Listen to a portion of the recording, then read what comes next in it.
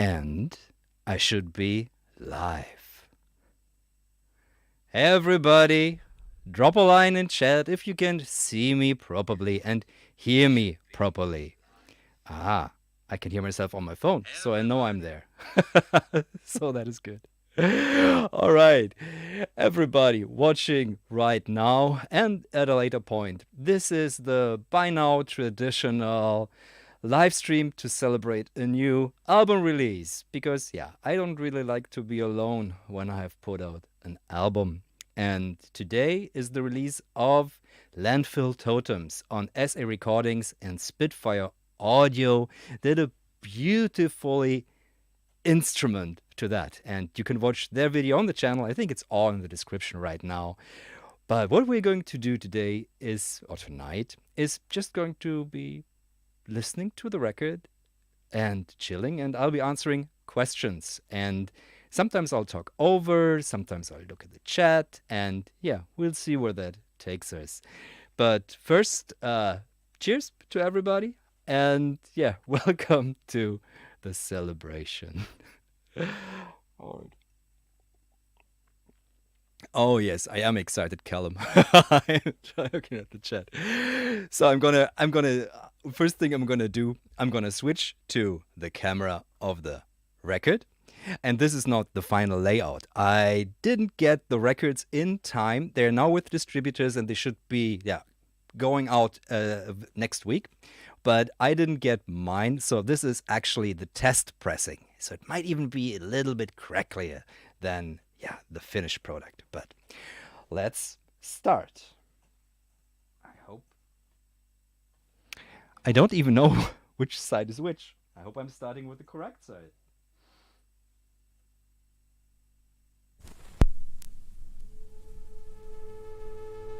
This is the right side.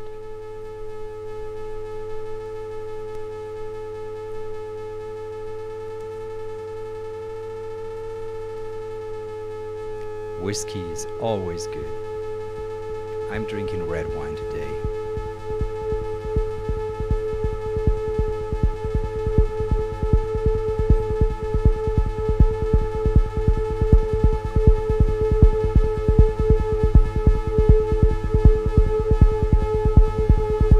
Analog weapon. There is no wrong side.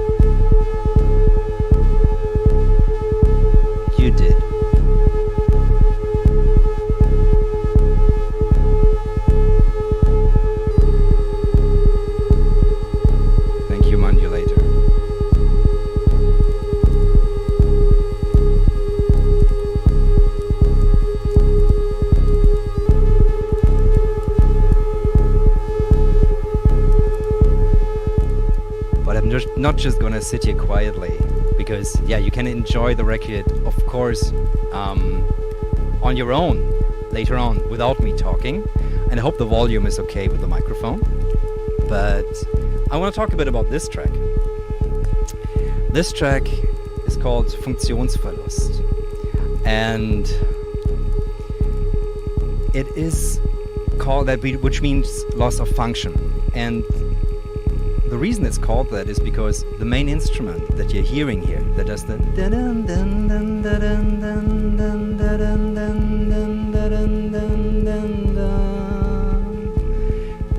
that's a function generator that died right after the recording of this. And it only does these beautifully, almost Latin rhythms because it was dying at the time. I recorded this track, came back after a coffee, and then it smelled like burned electronics, and this thing had basically died. But I'm happy that I captured the swan song for this track.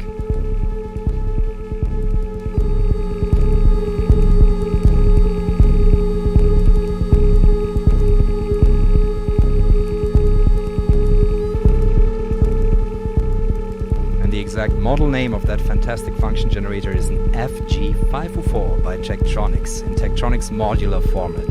I luckily have two more because they're absolutely gorgeous, especially when they're dying, so I should probably find a way to power starve them. And a variac is something that I definitely need in my setup. A variac enables you to power starve anything. There are great videos by, and now the name escapes me, amazing producer, what's her name? Oh, she's the one with the cucumbers and the pickles. Oh, please chat, help me with the name.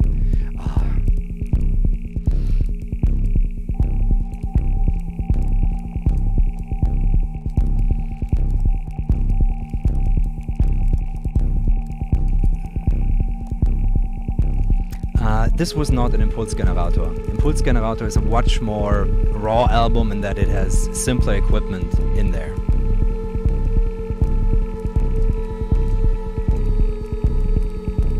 Sylvia Massey, of course, Sylvia Massey. She uses a variac to great effect, and I realized I need that basically. After seeing that video first, I realized I want a variac on the whole studio basically. Could be potentially bad, because the video is called Studio Go Boom, so now we'll see.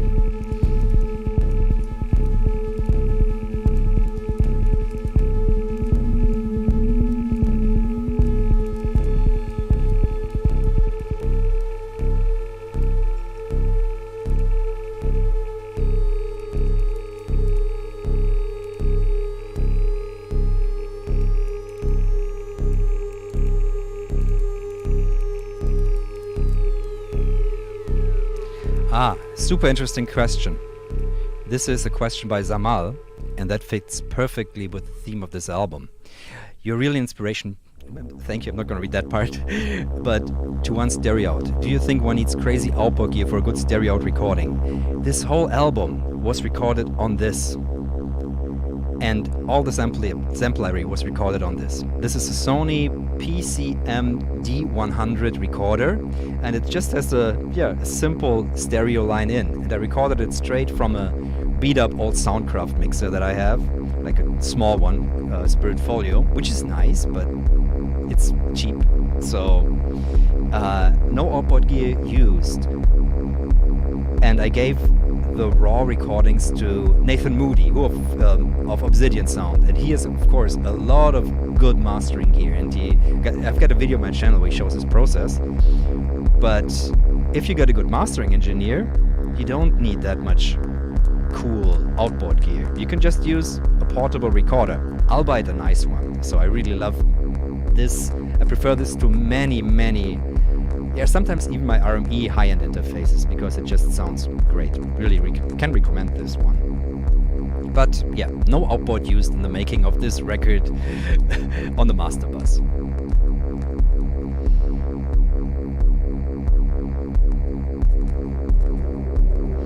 Andreas Rike. What's that bass? That was a fun thing. I had another unit that made a fantastic bass line, and that was for some reason an HP error generator. And what happened with that, it died also, and I was just stepping out again for a coffee or a beer. I'm at Patch Point. It was all recorded on location at Patch Point. But yeah, I came back, Magic Smoke place stunk again of dying electronics, so I had to emulate that bass. And what I used is basically a simple Wavetech 143 function generator, just a saw wave, and I could emulate the sound of the HP error detector that made this bass originally using a pedal. And that pedal isn't by Alexander Pedals. It's the one that's really like a little computer in a box. Now the name again escapes me. That's the thing. We're doing live streams, names escapes me. So that was Alexander Pedals pedal error something. So does this arpeggio over the simple saw wave bass from the Wavetech function generator.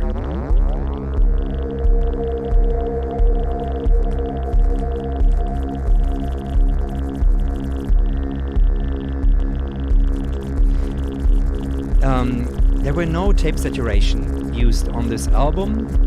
It was just really a straight to digital recording, but all analog sources, many of them also with vacuum tubes inside of them, which makes it already very rounded. And the kick that you're hearing, for example, is a Tektronix AF501 bandpass filter being pinged. But of course, in mastering, it went through a few tube effects and Pultec and all that kind of stuff.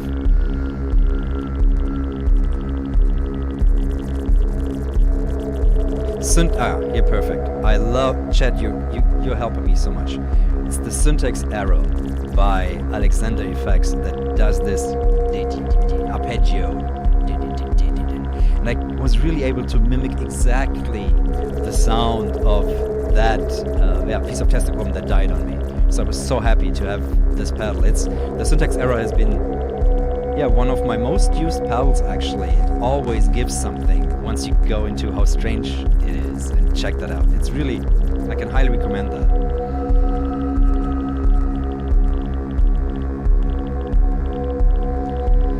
How much processing editing did you do after? Was this all a live performance? I didn't do much. I basically went to the space, set up a patch, and taught myself to play it like over a few hours. And then I recorded it, and then I didn't do any post-processing really. I left it purposefully, like all the frequency stuff. I left because I trust Nathan Moody, so I left it all to him to take care of that. Because I also only had these headphones. This is a whole headphone mix, that album, and I knew that he would like help me make it sound good all over. And so there wasn't much post-processing. I maybe cut the tracks down. Sometimes they were 7 minutes, so I cut them down to 4 or 5. That's the only processing I did.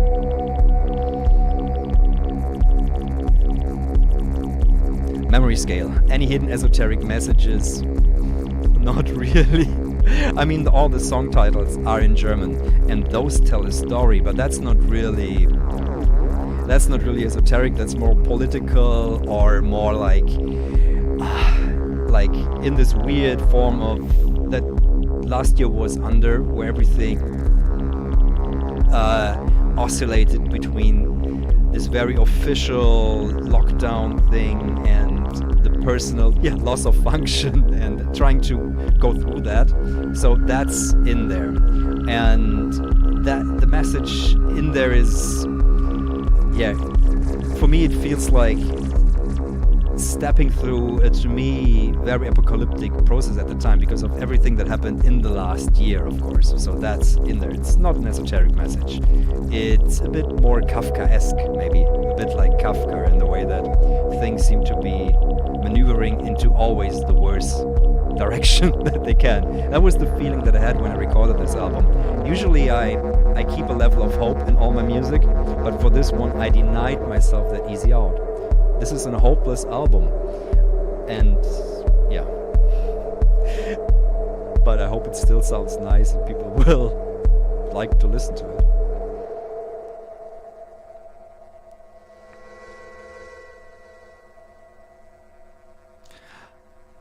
Callum, yes, definitely. That is something I completely forgot. I wanted to ask Nani. She upstairs, visual designer, or graphic, like she does all my visual art. I need to. Oh no! Oh no! I think Spitfire have something. At least I saw something, which is very cool. So yeah, I hope they make it. That's very cool. Just remembered that. Charlie T, it's stereo. Everything is recorded stereo. I am making a mono album on the Surge in the other room, and that's only because my Nagra is in mono, and I love to record to that. But that's a mono album, but not this one. This is stereo. If it sounds... Oh, does it sound mono, G? No, it should... Maybe it did. I hope I didn't press mono in the RME interface somewhere. No, it should be stereo. So... I hope it comes out stereo on the live stream side.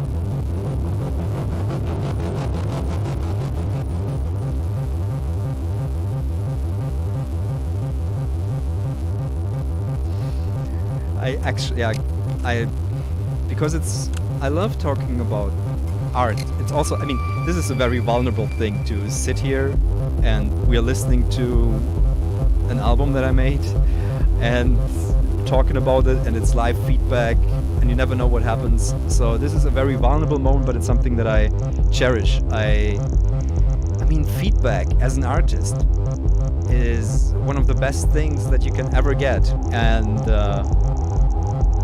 yeah, so I think the word is like giddy with excitement, which is like this anxious happiness.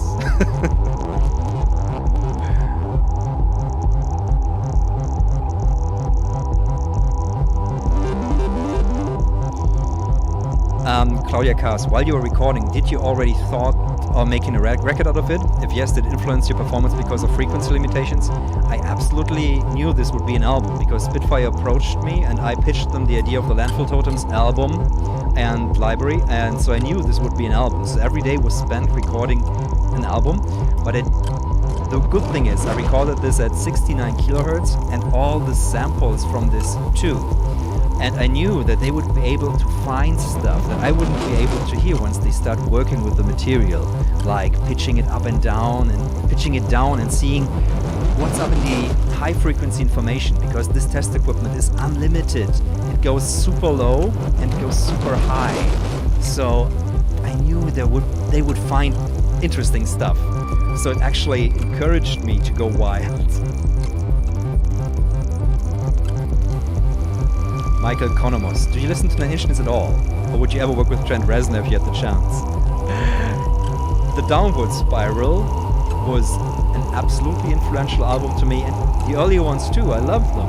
And I really like the quiet moments on the Downward Spiral the most. Not so much the loud parts, but the quiet parts. I adored them. So, of course, I would love to work with Trent Reznor. I mean, yeah, basically, when I was 15, this was some of the music I listened to the most.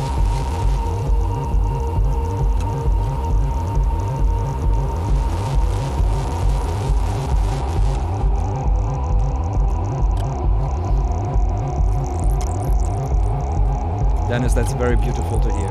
That's something that's so nice. That's even, oh wow, what's that stereo thing happened right now? I hope you heard that too. I don't know how that phasing effect just happened. It just sounded like it was behind my head. Never noticed that.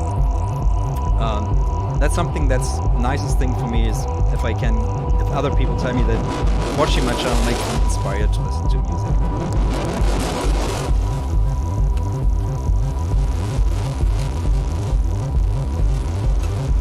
This album is out now. It's on Spitfire. It's on sarecordings.com, and there you can buy it on vinyl, digital. You can stream it, of course, everywhere. And if you buy it on SA Recording site, you can also buy the library, which is an instrument. You can plug into your digital audio workstation. And you get a free cassette too. The first 1,500 get a cassette. So that might be gone after today. So if you want a cassette, yeah, you might want to head over to their channel and then, their site, order and come back.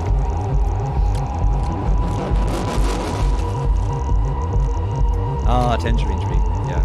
At a beautiful, like my last concert that I played, that was in autumn last year, and when we drove, we listened to Tangerine Dream, their Poland concert. I think it was in Warsaw, and we listened to that, and it was super perfect mood. Yeah.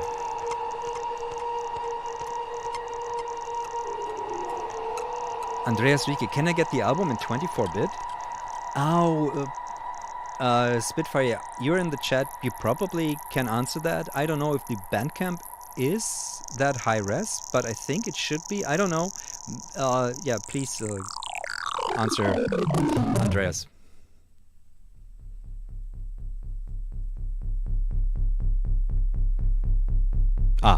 Oh, Andy Schnell. I just used my monthly vinyl budget on Radiophonic Workshop Records. You need to please drop a comment or not in the chat because that will be hard for read to me later, but please drop a comment underneath what records, because I'm super interested in anything radiophonic, as you all know, because yeah, I just put out a plugin 2 weeks ago that takes inspiration from the Crystal Palace that was used extensively. I put out a video on techniques integrating like a synthi, or the syntracks that I have here, with test equipment. So this is something that has really interested me after I first looked at the WDR studio. I now looked at the BBC Radiophonic Workshop, but I'm going back to WDR studio and the next things that I'm doing again.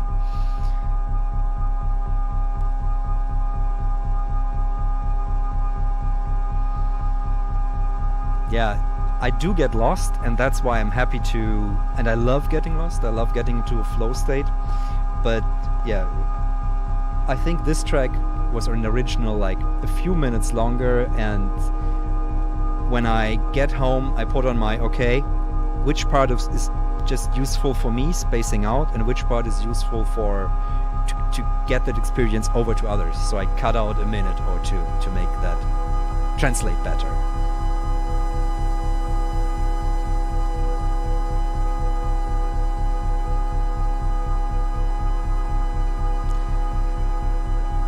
That some of the best test equipment does come from Germany, like Wandel and Goltermann, and Rode and Schwarz have fantastic instruments, and also Grundig. Oh my god, this album and this library, there's a lot of the Grundig Schwebungssumme in there, which does always these beautiful like these choirish sounds.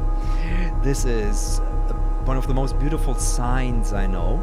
It's just it's very German to talk of beautiful signs, I'm aware of that. But the Grundig Schwebungssumme does a fantastic sign. And I pair it with the Philips on this album a lot for these chordal tones. And yeah, I feel so cliche, the electronic German musician talking about, yeah, this is a very good sign.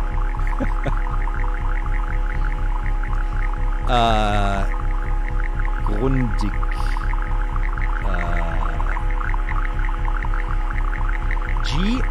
Grundig.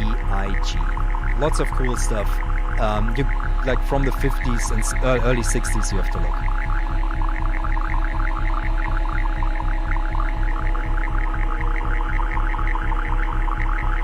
Whoa, Codeseps, one of my favorite Seat Lombard musicians. Nice to see you here. Thank you for the kind words. Thank you. It means a lot to me, buddy.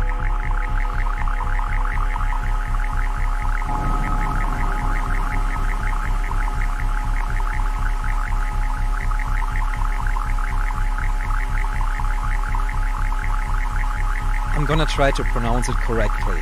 I realized I make her sound like an American country singer because I always called her Delia Derbyshire, which is wrong. I think I'm trying to now, please correct me if I'm wrong, but it's Delia Derbyshire. I hope I got that right.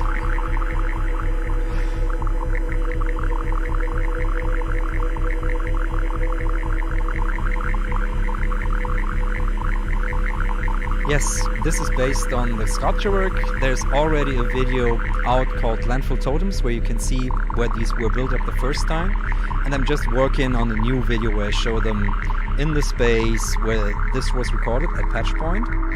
And I'm also going to show you some uses of the library. That's like the next thing. I'm scoring a documentary with the library instrument and also like an augmented reality app. And yeah, so there's a lot of stuff. I don't remember recording this. This is a good moment. This track was supposed to be the original opener first, but I changed it for Funktionsverlust because I thought it needed a bit more driving thing, but this is actually one of my favorites. You hear all these frogs? This is when you overdrive the Grundig Schwebungssumme, which is a vacuum tube thing. You just send like short pings into it. It does these wet.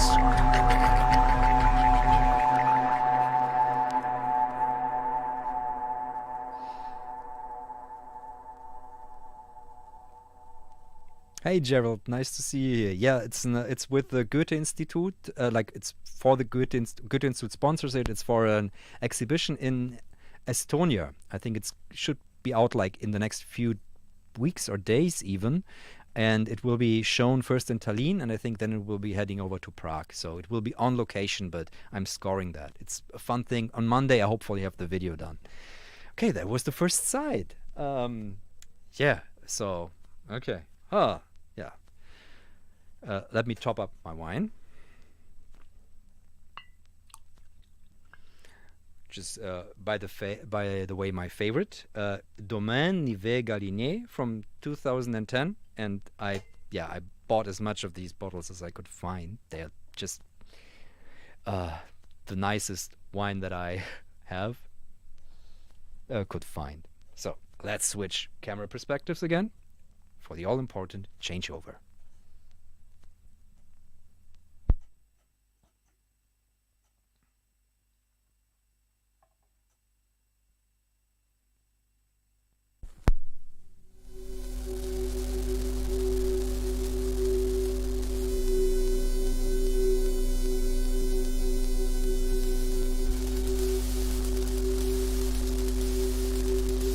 That's not a water glass, das ist kein Wasserglas. This is a Greek wine glass.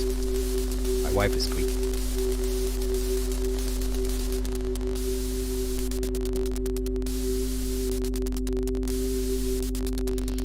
It's on my list. I have like a list of albums I need to listen to, and it's actually like on the yeah, in the top 10 albums that I need to listen to. But since I make a lot of music, I hardly have any time to listen to music, because every time I listen to music, it's either when friends are there, or it's like listening to music to really listen to music. So it's hard to make the time for that.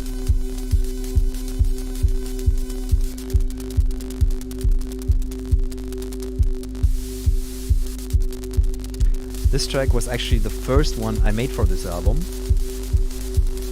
So it's a bit wild and all over, and you can hear like how all the instruments are trying to break free, and I didn't really know, okay, so I have to handle this and I have to handle this. It was really me struggling with these instruments, which is always fun but also a little bit intimidating. So I thought, if this is gonna be the process, this is gonna be difficult. And these nice, like, you hear these water sounds that are moving from left to right? That's the Brilliant Kier 1613 bandpass filter that features prominently here. These are the kind of sounds that for me are like they tingle like here. Something very primal about them. These make me realize I love bandpass filters.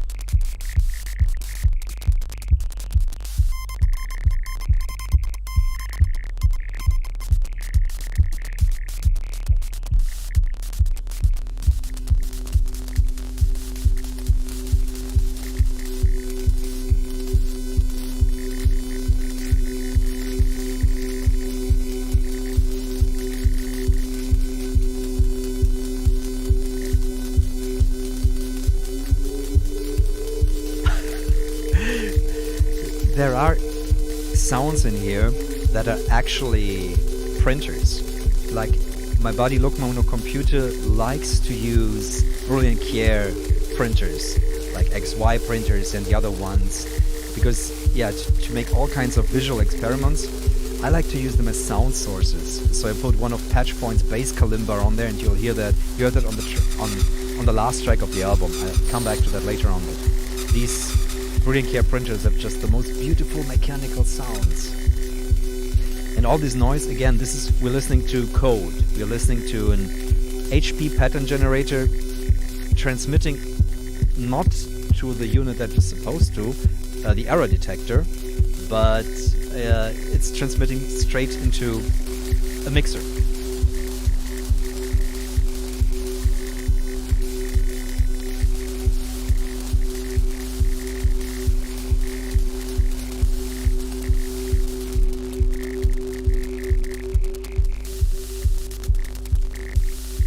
Sound bath shows. I think that's like a show that I do anyways. I mean, like, I love playing seated shows and then just flood the room with sound waves.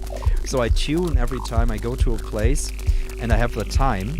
I tune to the root note, the fundamental of the room, and then I try to excite different things. And for example, when I played in Toronto, really late, I think, which is weird to play for me really late because I'm not like a dance floor act, but I played and I tuned stuff to make the ceiling rattle. So I knew when I push this oscillator in, the ceiling will rattle, and that's like, everybody is like, what is this? And I love that reaction. It's so, when you can get a direct physical response from the environment you're in, as an experimental musician or someone who likes to tell stories through sound even, it's a beautiful reaction.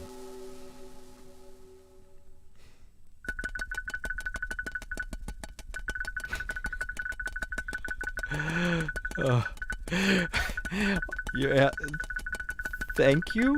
I was really self-conscious about it for a long time.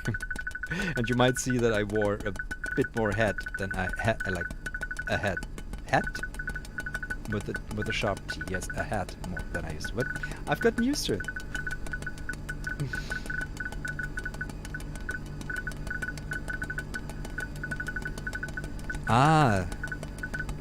That's you're lying on the floor in a candlelit halls and fog.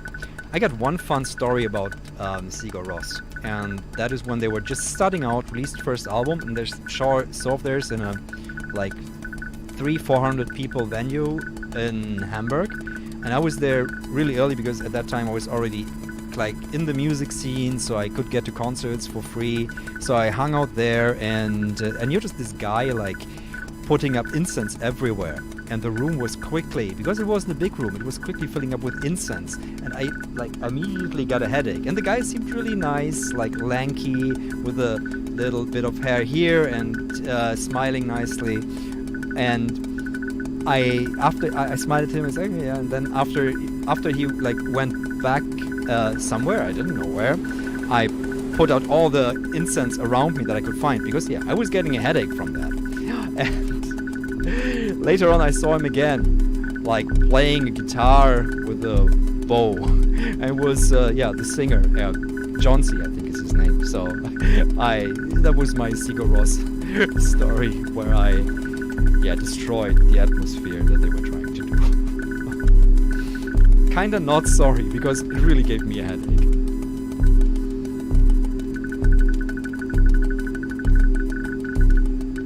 It was not Golden Pudel, it was at what was then called Schlachthof. Yeah, it was at Schlachthof. I don't know what Schlachthof is now.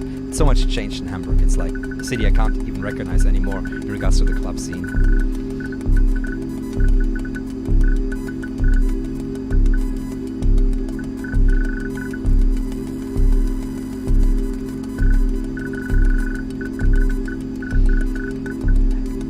I never thought I would be into sonification because to me, like, in the end, you can sonify so many things, and it's always so, how you say, like, arbitrary which medium you choose to sonify something. So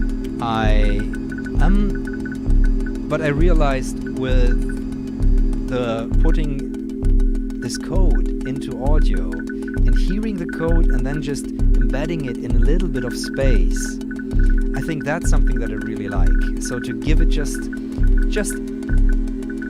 like a seat on stage, to caress it, and to still keep the original character of it, and then maybe pitch it down on tape and stuff, and to see what's in there, break it apart. But I love working more with the sound instead of, I try to find the sound, you know? I hope that makes sense. It's not like turning one thing, it's not like a meme change, not like a meaning change. It's more, I'm still working with the original. I'm not changing it that much. There's still that core root and connection. So I'm not interpreting it too much, I'm just finding out where it can go.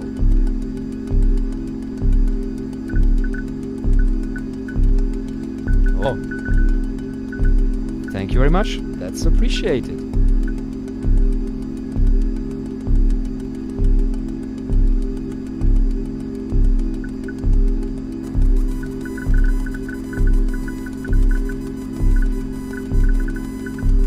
This is actually great. Like, one of the nicest recording sessions I had was when the producer put little Brilliant Kier mics into Coke bottles and other mics into like cans, and basically created all these little resonance zones around the drum kit.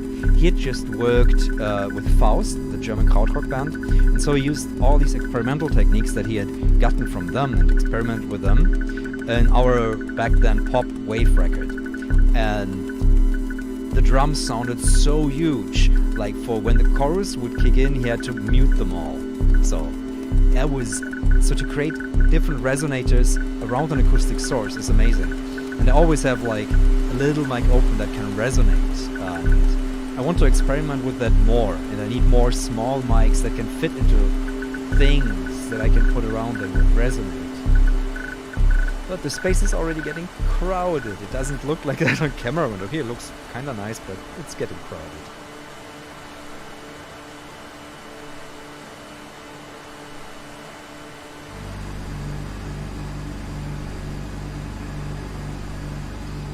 It's very cool. I saw that video and we talked about that, and I've got a machine I want to do a video on that can do that by itself, but you use an oscillator, not CV. So it's amazing. So it's kind of like the end boss tape machine for experimental music, and was what I spent my day on, just to get that setup going. This sound, what you're hearing now, that's the Brilliant Kier sound level recorder motor through a bass kalimba I put on top, which has a piezo in it, and yeah, that makes this. And this is me at my most Carpenter. I watched a lot of Carpenter movies during that time, and this is me like paying homage to Carpenter also, and the fantastic stark minimalist scores that he did, with a bit of musique concrète in there, electroacoustic, more like that.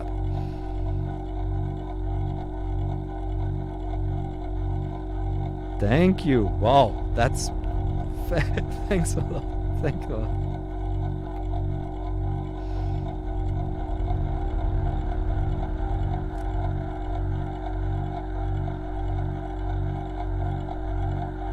Oh, sorry.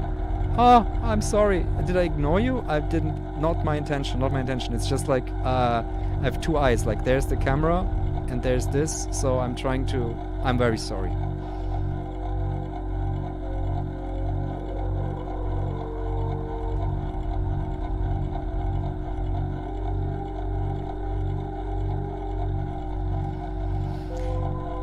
Yes, I've studied a bit of. I've read a lot about music concrete. It's a very fascinating topic, and Pierre Schaeffer's like life story was something that I read a lot about. I really enjoyed that. So I have put concrete elements in there, but for some reason I always like to translate them also and have them accidentally. Like I open the window, so when I record, the sounds from the streets come in. I love that, but I'm not really taking. That's something I should try more, especially with the new tape setup. Yeah, that's a good idea.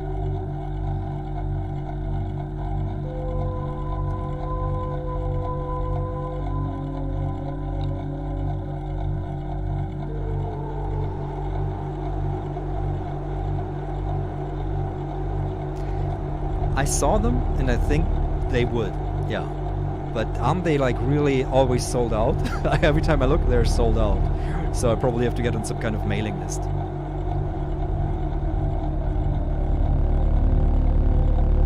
Analog oh, cool. Yeah, hit me up. Contact analog cam means you're gonna record like on 8mm or 16mm. Hit me up, we'll talk. Like there's a contact form on my website, which is, by the way, for any business thing, the best way to contact me. The worst way to contact me is the YouTube comments, Facebook messages, Instagram messages. Just use the contact form on my website. I always get to answer that.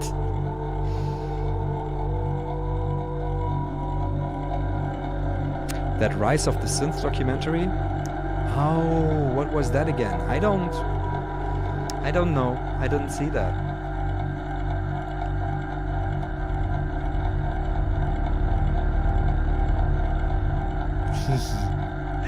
Yes, coffee machine is gurgling music. It is that. I have to say, there was one essay that I once read that said, like, in the 21st century, the sound of music will be ruled by the sounds around you. You will always hear someone's kitchen, someone's kids, because everybody's going to be recording at their home. So even though this is definitely not at my home, this is like at a gallery or like a synthesizer shop, I still love the idea of being able to hear where someone recorded and to hear all these little accidents in music. That's something that I treasured on many records, like when I could hear like a beeper go off in a Suede record. I love Dogman Star, and I think at some point you can hear someone's beeper going off in the background, which could be annoying, for me becomes precious. Thanks, Amara. Solo worker group, I love both. Absolutely. I love both. It's just hard, like getting a band or something is super difficult at a certain age, because you all need to be like, the band needs so much power and time, it's really difficult. But I love, I've worked so much on theater, which is definitely a group effort. Movies, apps, games, group efforts. I love both. Both of their, I need both.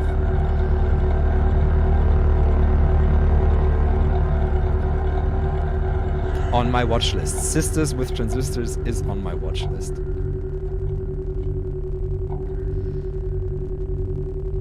I love granular synthesis. Yeah, I studied that. It was on my, when I did my Magister, which is like a Master Plus, basically, like an old grade that you could get in Germany.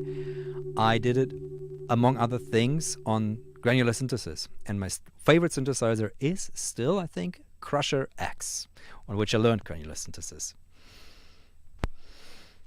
Woo! I think. Woo! We are done. That's the record. Shall we give it like a rewind and stay for one more rewind and talk a bit more? Or is it good enough for you? Let me know. Less talking, shush.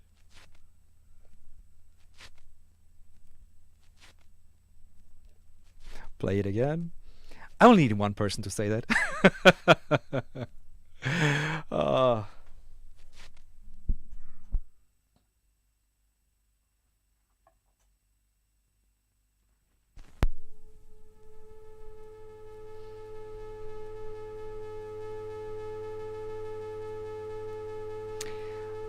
I've got one thing. No, that's the wrong one. Where is it? I'll get the vinyl. Yeah, here you go. So, one thing, of course, like the vinyl will, like if you're in Europe, because of course Brexit, shipping might run into issues. Usually a vinyl is too low for many countries to give you like tax, extra stuff you have to pay, but to Scandinavia it might be too much. But there will be copies at my favorite synthesizer store where this also was recorded, Patch Points. They'll get, I think, 30. Then it will be at other distributors too, I think, so you can check those. And what you'll also are able to, just so if you're careful about ordering from the UK right now. So it's available in many places, but only via Spitfire you get it with the instrument and the free tape.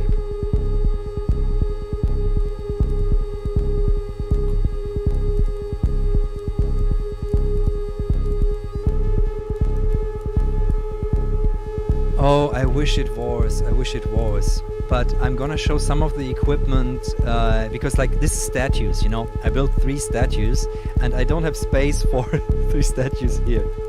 So the equipment is now all down in the cellar in storage.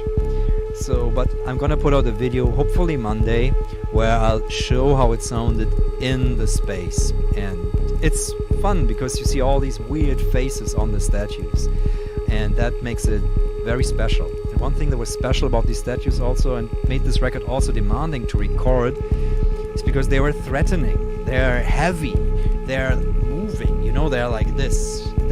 I never secured them, so when I passed them and on the floorboards, they would be like, okay, I can crush you.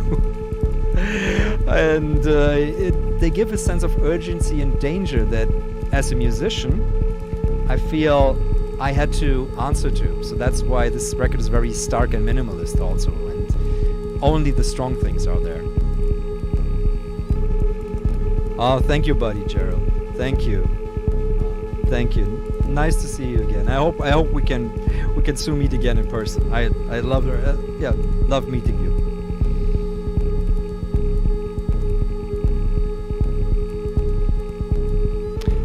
I recorded these recordings with no audience except for the people that worked at that time at Patchpoint. And at one point we did a Corona-conform no-touch performance where I set all the totems up through a deer horn organ, a Seat Lombard instrument that can act as a mixer with no touch. So then you could play them. And one thing that's amazing to me, and I don't know if they're already up on the website of Spitfire Audio, there are demo tracks, and one of those tracks is made by the first person to actually recorded a track with them in that space. That wasn't me. That's Eric D. Clark, who you might know from Disco to Disco, Town Across Town. It's hard to match that to that beat. But so Whirlpool Productions, he recorded a track that he used in a soundtrack on those totems there, and he also made a track which I haven't yet heard, so I hope it's gonna be soon on the Spitfire Audio website, a demo track using the library. And then there's another friend of mine who did a track which you can hear, Ansgar Scherer, really old friend of mine. I'm so happy that he took the time and effort to record a track with the library, and it's amazing. It's much more experimental than anything I would do with a library because I make really straightforward, nice music with it. I do the experiment because I did the experimental stuff with the originals, maybe, and the library enables me to go very musical and very soft. But yeah, and then there's Camaro, fantastic label colleague from Zy Records, who also did a beautiful track. So, and more. There's so many beautiful demo tracks off the library, but to me they're actually like, this is album material, this is great music. So if you find the time, and I hope Spitfire have already put it up or it's gonna come up in the next days, you can check it out on the website. Yeah, no touch. It's the deer horn organ. I got a video on my channel. So it's a instrument that's actually like 3 oscillators that you can play via like theremin style, but you can also turn off the oscillators and use audio ins, and then you've got a no touch mixer. My album Gestures was recorded all on that, and that was a different experience. It was interesting to be so strict in your body, you know, like, and then record soft ambient music with the most precise movements. I was done after each track.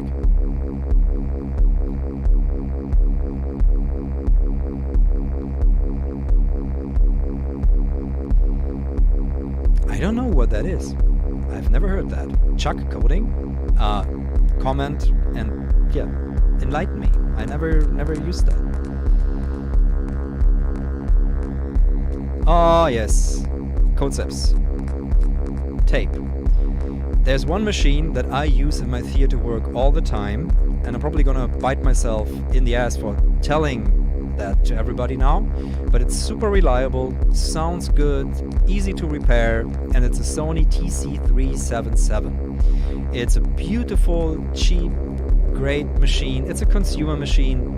It's not something you would record like your master track on unless it didn't have a lot of bass. But if you want experiment, tape loops, and also if you want just for not bass music, like a nice, good recorder, it's perfect. It's really TC377 from Sony.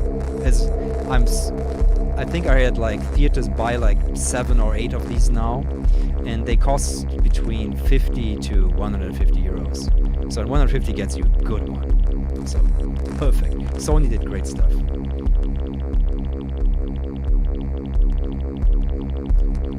musical heroes. Bartok, Bela Bartok,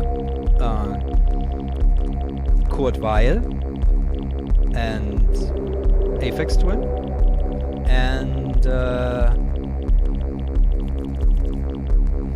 now I'm blanking again on the name, which is bad. One of the most influential in the recent times for me. I always, on any stream, I keep...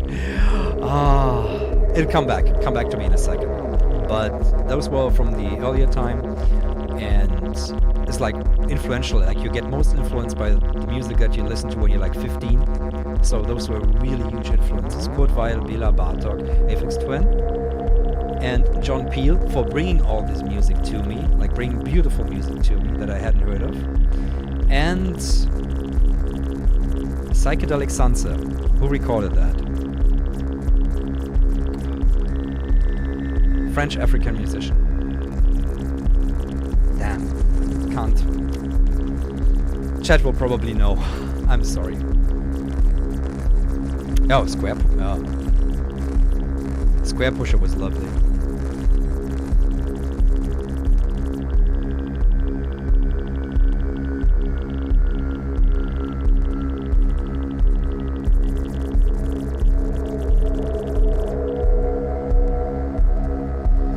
Not really. Not really. I mean, like, we could meet, because I was in a band, and we listened to a lot of, like, 60s psychedelic rock, and that's what's the kind of music that we did. And of course, like, Nirvana and all the stuff that was, like, topical, but not the experimental side. That was something that I think they found interesting. But maybe Ansgar is even in the chat, I saw him earlier, so he can answer that personally.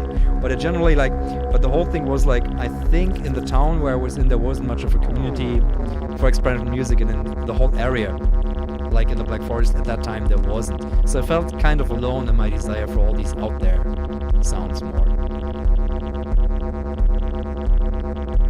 I do, and I like him. Oh! Connie Plank. Yes. And thank you, by the way.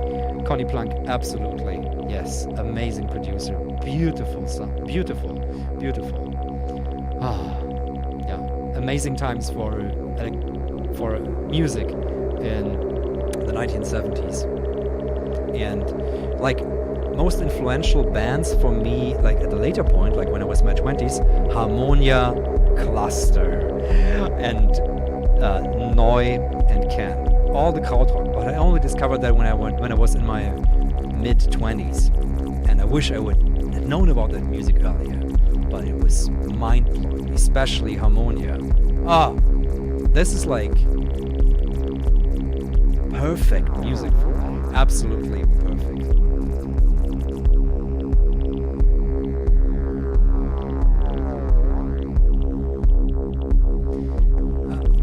Yeah, front 242.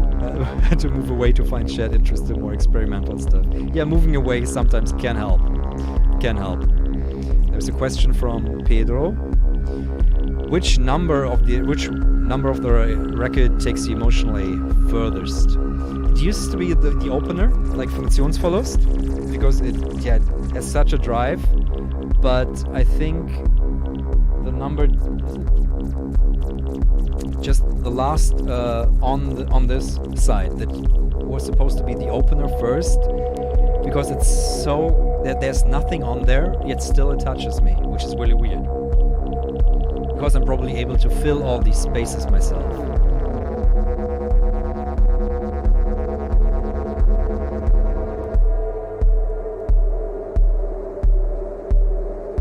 I would love to see a live show of Tim Hacker. I haven't.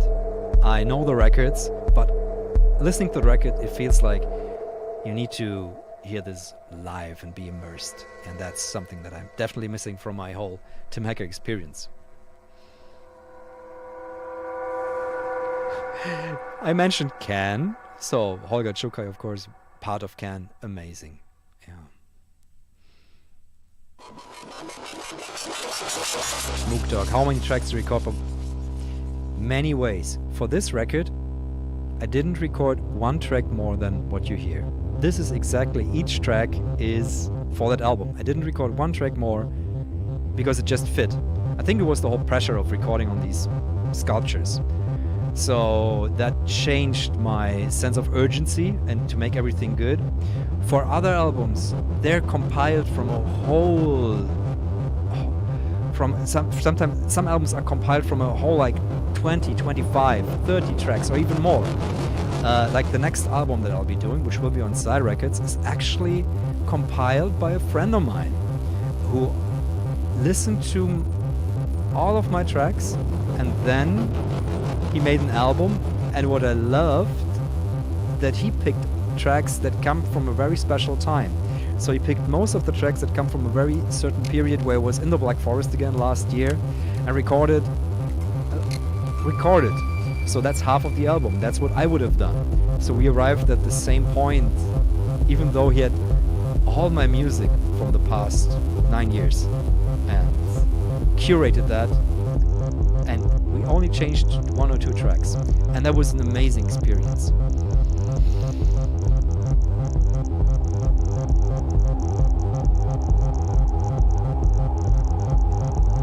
Keith Jarrett was improvising around your music? Do you mean me? That was be... Huh? I'm confused.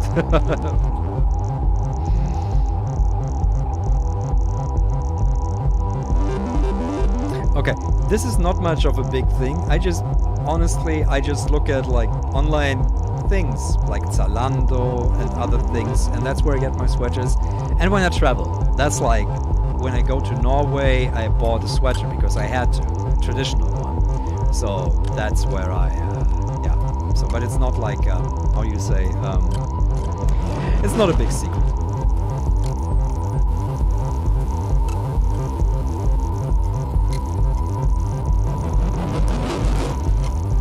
I don't know.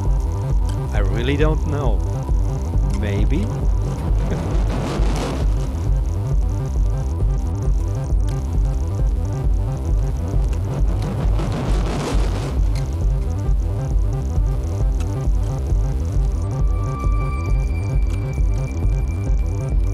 Earlier one.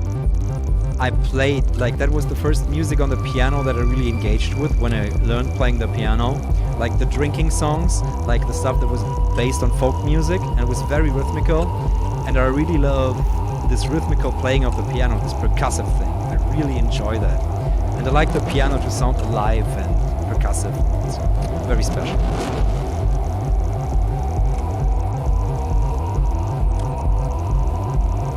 Speaker configuration for playing the record. Good ones? I really don't... I'm not a hi-fi guy. I'm a studio monitor guy, so I like my room kinda dryish, but still with live walls. And yeah, speakers away from the wall. So I don't have a really recommended hi-fi thing. There's again, this stereo thing. I don't know what I did there. It's a really weird moment every time that happens. It only happens once on this whole album. And I don't know what I did.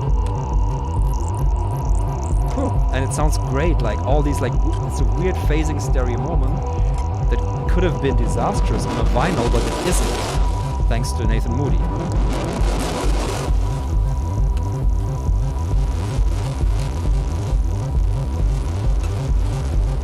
I'll definitely come to Amsterdam, and then I'll go on to Rotterdam, because I love also playing Rotterdam.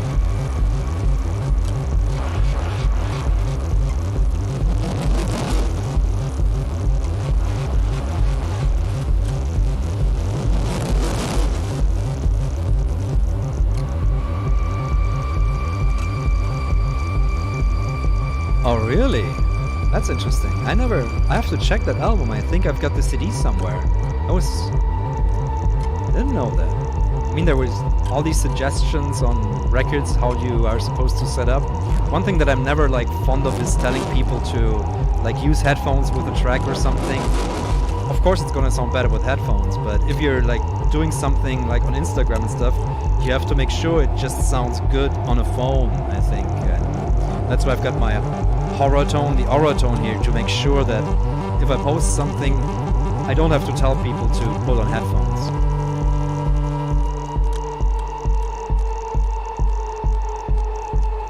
I've been to America. I just, 2 years ago, spent some time in Denver, Colorado. And I played, what's it called? Not-for-profit gig at a gallery there, even with my friend Morph Beats, Adam Morfitt. And it was amazing. But things like to tour in America is so expensive. And if I had spent the money as I had planned, I would have been very sad, because that would have been like, with the situation now, 3,000 euros down the drain.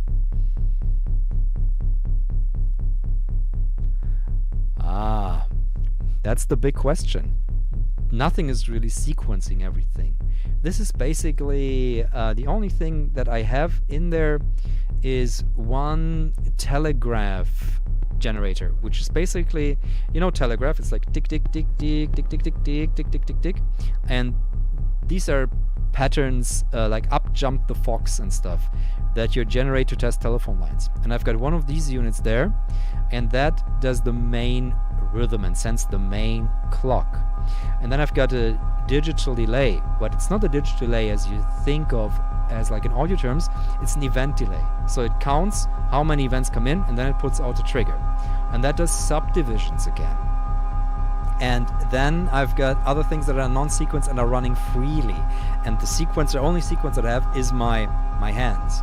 So that telegraph generator is for the more complex rhythms.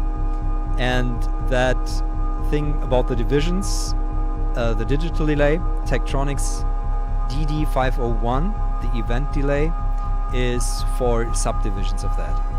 That's all.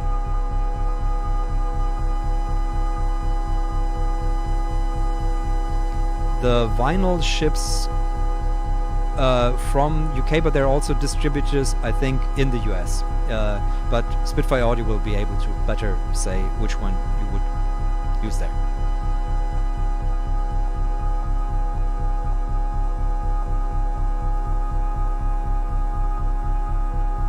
And yes, the record is available on Bandcamp.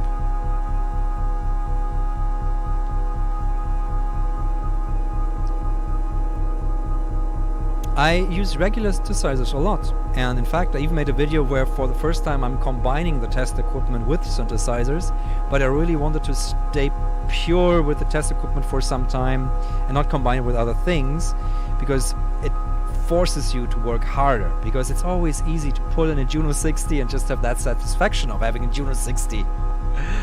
But when you don't have it, it makes you work it harder and differently to create good music.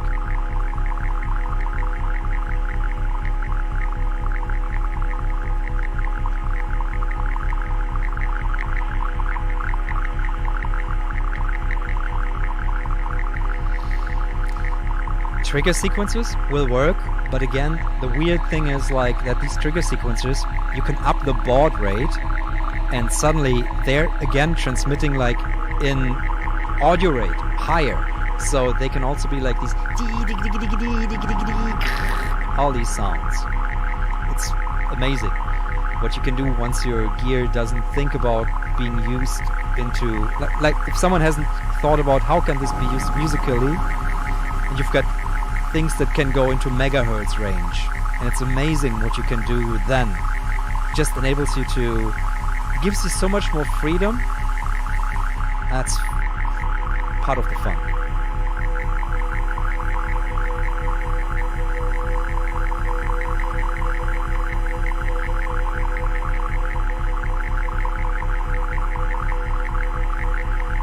First synth,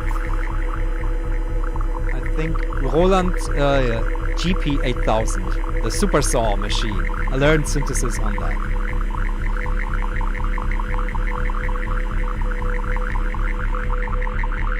Coco Quantos, one of the most important, I would say, electronic instruments of the past 10 years, maybe 15 years.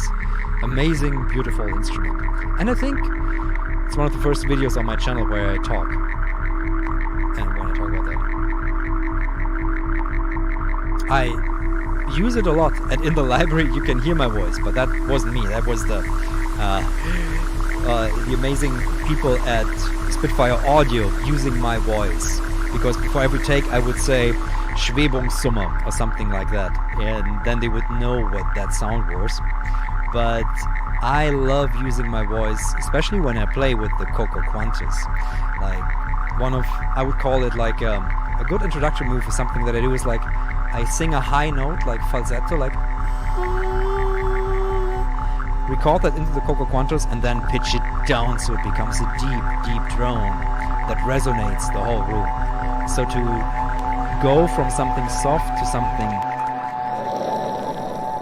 I think that's a beautiful story. So like from fragile to massive and then back again. There's like this power change. This is amazing to me.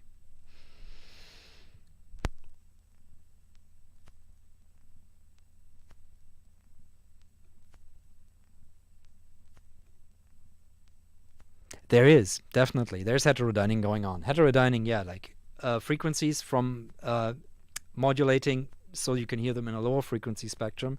That's happening definitely on the whole record, and especially on the library, because yeah, they looked for what's up there, what's happening up there, and pitched that down. So some of the sounds I never heard. So sorry. Okay, so I'm just gonna. I think so many questions in the chat. I'm just gonna switch, and I'm gonna try to answer all of you. If I can't, please don't be mad.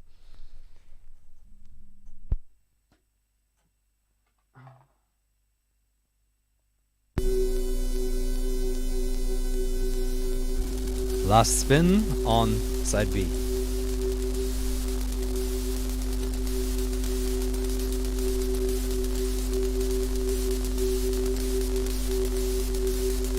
Metallic resonator speaker. Use it all the time. Absolutely love it. Recent video, I think, on pinging, you can hear me talk about it.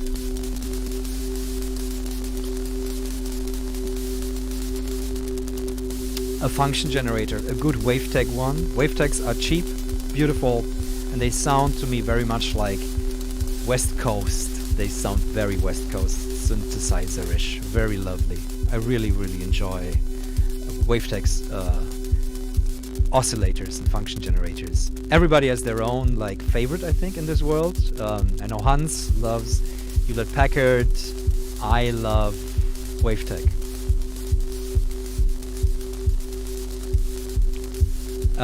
Yeah, scoring this virtual reality app, augmented reality, sorry, that's the next thing. Then I'm doing a mentorship, so if any one of you is in Berlin and wants to be like mentored by me for the month of June and create a track with me and work on a live set, there's a program called amplify.berlin, and there I'm doing a mentorship. And yeah, so it's only 2 people that will be in the end there, but you can apply if you're a resident at that time in Berlin. So that's happening in June. New albums are planned, new albums are coming out, more instruments are already like happening in here, and there's so much more. And one thing that I really want to do now is also videos. I've got videos on such cool stuff that I just need time. I can't wait to show it to you. And I can't wait to play with them myself.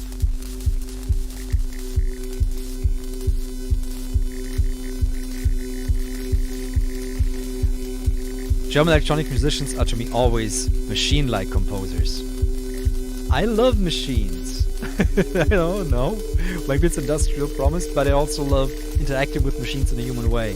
So every time I play with machines, there's part sequenced, part not sequenced, and I interact with them. I create, they create the call and I create the response.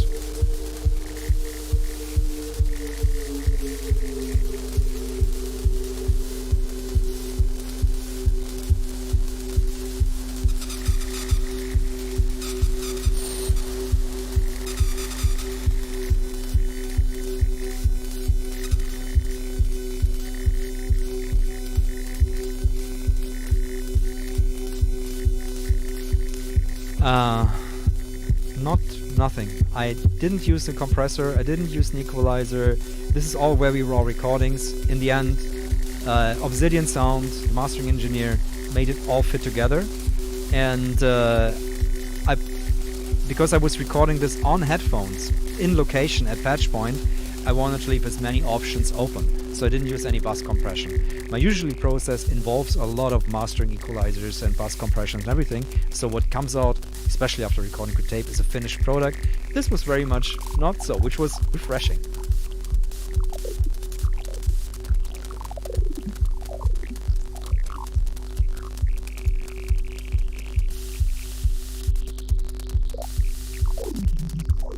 It's sponsored by the Berlin Senate, so it is a Berlin thing only, and it's in person in a studio with like regular tests. So every time it's like meeting like once or twice a week, so everybody has to take a test. So I'm gonna get a lot of things stuck up my nose. I have to spit on things to do that. But I really love the idea of coaching for a whole month.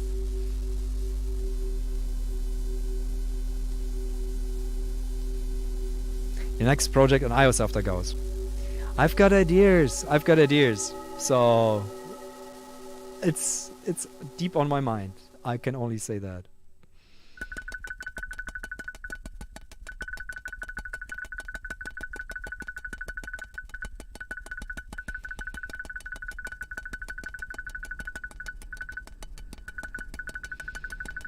Oh wow. This, what you're hearing now, this little percussion rhythm, almost forgot. This is a tape looper, but it only samples 19 milliseconds. But I had it modded by Marek, a guy in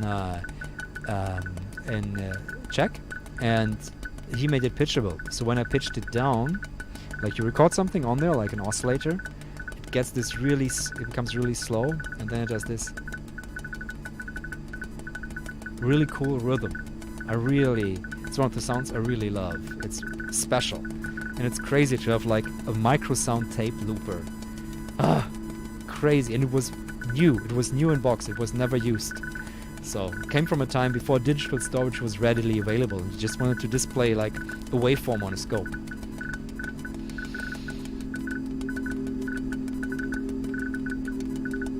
Käsespätzle.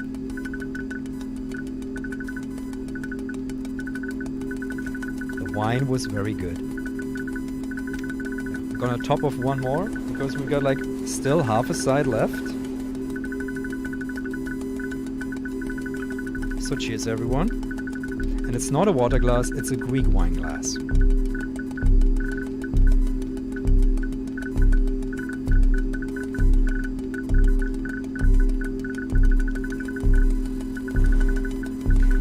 It's kind of like Bram is really involved in iOS and he's great at that, but he's just one guy and it's not his main job because he doesn't got another job next to that. So like then doing the transfer process, that would require to have someone else do it probably. And like there's a point where this is fun, where this is just fun to make and fun to work with, and he's been in the business for so long. I mean, Hammerhead Rhythm Studio, first drum machine I ever got. So I'm not gonna be the one to push him into like, come on, let's make this into a plugin somewhere else. I'd rather have it like to be excellent on iPad, and yeah, that's good. I'm not gonna push him into anything like that.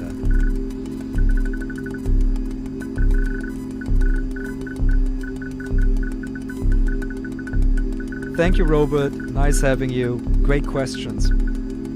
Have a good, beautiful day.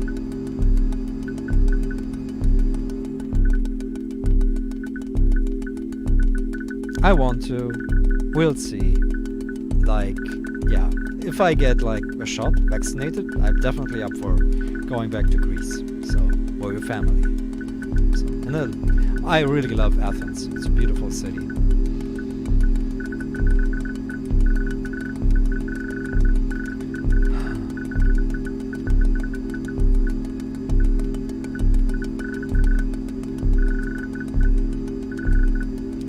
Murak, you know Lionel Machete music?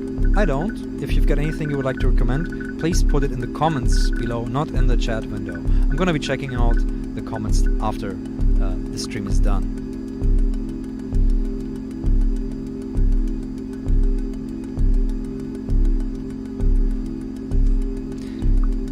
On test equipment, it's actually easier than on synthesizers, because what you oftentimes get is a filter that has also an amplifier in front of it. So you can overdrive the input and sometimes even the output. So that gives you, like when you ping a filter, it's a very precise like tone. And to give it the richness of a real drum, you need to employ like a set of them, like a Res 4 or something, or the Res EQ. Surge does really well. But if you have the ability to overdrive, like this, you hear this nice that's the AF501 by Tektronix, and it has this nice depth to it because I'm able to overdrive that ping and the output again. So it becomes more real, it becomes more of a thick drum and not this thin one resonating.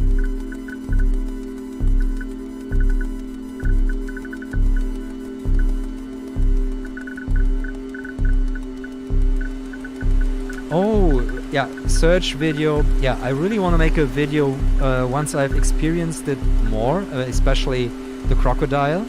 But the other panels, these are like experimental panels. So this is not something that I can really make a big video about.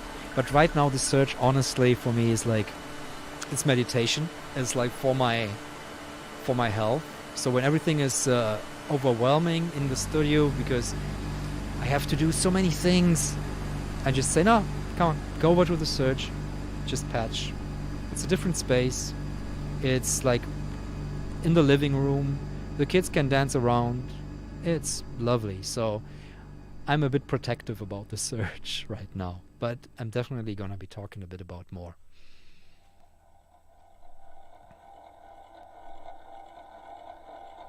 Destruction of Sound in the Door. Gauss looper in the iPad, that's the best one. Or of course you can do it. We updated the feedback loop on wires, the plugin it with audio thing. So you can do, if you get the looping time long, you get some nice crunchy like repeating delays and stuff like that. Works really well. But I like to be the destruction fitting to the medium, you know. So on tape it sounds different, and that's why I love the destruction, like this loop decay on Gauss, because it shows the medium. It shows the medium of digital, because in the end you don't get noise, you just get clicks, and you get like representations of the original signal that are just like tiny clicks. And that what makes destruction interesting to me.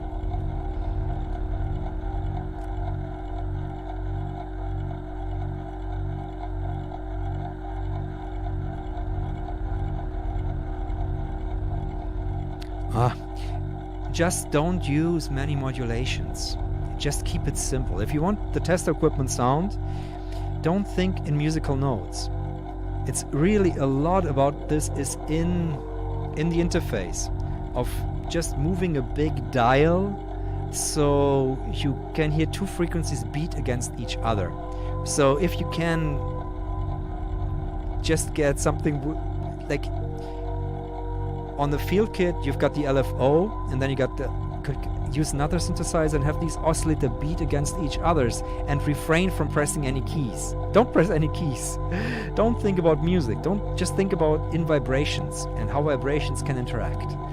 And when you do that, you'll see that you can do this kind of music in many things. And I've applied these techniques to synthesizers.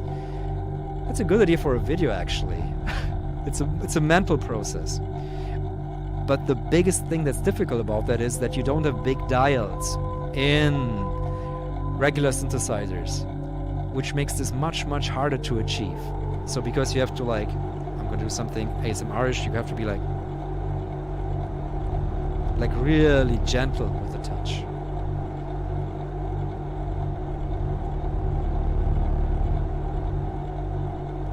It's just BNC to whatever. There's one German shop called Perakabel, Perakable,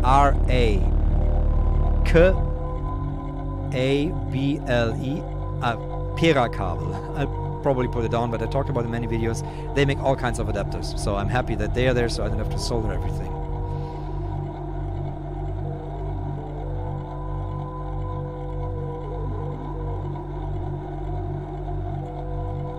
It's really hard. It is really hard to do that actually.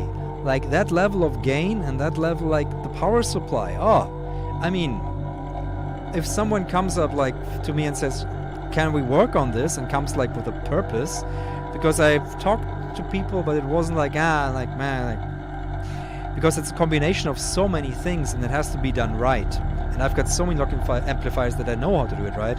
So if someone comes up to me and says, "Let's do a Eurorack lock-in amplifier that's meant for music," I'm absolutely game. So, but I don't want to do the convincing because I know this sounds great and I know this will be a module that people will love, but it will have a knob that's way bigger than most of the things in Eurorack because it's important.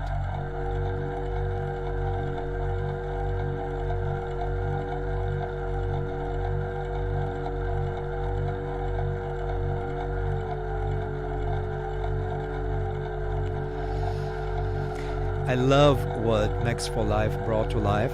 So I use a few tools, but I'm not into the DAW world. And that's not because, that was at some point a health decision also. Because I got bad tendonitis, so I had to move to a more ambulatory analog workflow where I'm moving between many things. Up and down. So programming something didn't appeal to me anymore.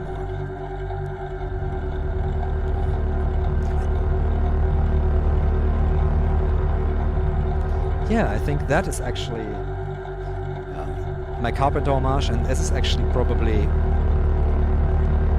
this is my most favorite song of the album, because what it does is it leaves the end open. There's what will happen next, and that's why I put it at the end of the whole record, which you shouldn't normally do with the songs that you really love, but I think it has this thing like it leaves you hanging.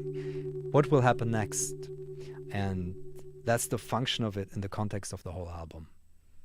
And this is actually a good point for me after the second rewind to end this live stream now. Thank you all for watching. This has been an amazing experience. You're all amazing. I'm always a bit scared when I do live streams because you never know what might happen. But it's been lovely and I'm so happy.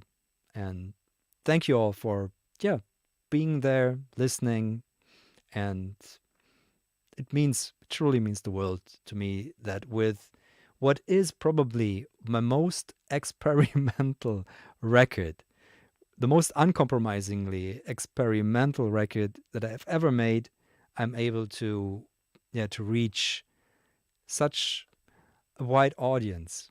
And, I'm going to be thinking about that for a long time. Because as I've said that before, Heinbach was never supposed to make me any money because I was making music professionally as a theater composer, and Heinbach was just the project I did for the love of it. And that it is now the thing that puts rent on the table and feeds the family and is something that I can rely on, where I get through Patreon, a regular income. It's still something where I just stop myself sometimes and I'm like, wow. And then, that with the sound that at the time where I grew up and that I love, I could never reach anyone. I'm now able to reach people. I feel it's a gift. And thank you very much. And I'm just going to stop now.